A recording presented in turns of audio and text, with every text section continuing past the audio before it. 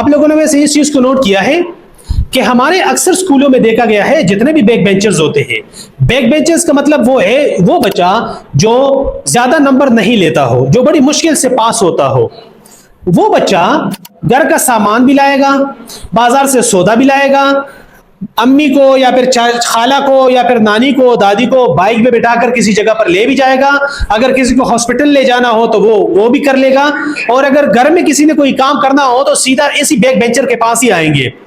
इसके बदले में आप वो बच्चा देख लें जो ज्यादा नंबर लेता हो।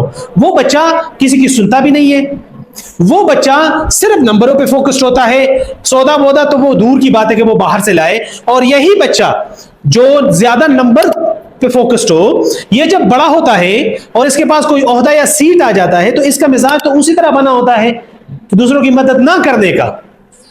तो इसी वजह से ये बच्चा जब बड़ा होता है और कोई बड़ी सीट पे चला जाता है, चाहे वो किसी भी इदारे में हो, तो इसके नीचे जितने भी मातहत होते हैं तो ये उनके साथ वही रवैया बरकरार रखता है जो इसने शुरू में बरकरार रखा होता है अपने स्कूल के टाइम से। और वो कौन सा रवैया है कि हुजूम को अवॉइड कर लो, लोगों को अवॉइड कर लो, नंबरों पे फोकस कर लो। और वहां क्या है कि बस ये मेरे नौकर हैं, ये मेरे मातहत हैं और मैं ही सुपीरियर हूं और मैं ही सब कुछ कर रहा हूं।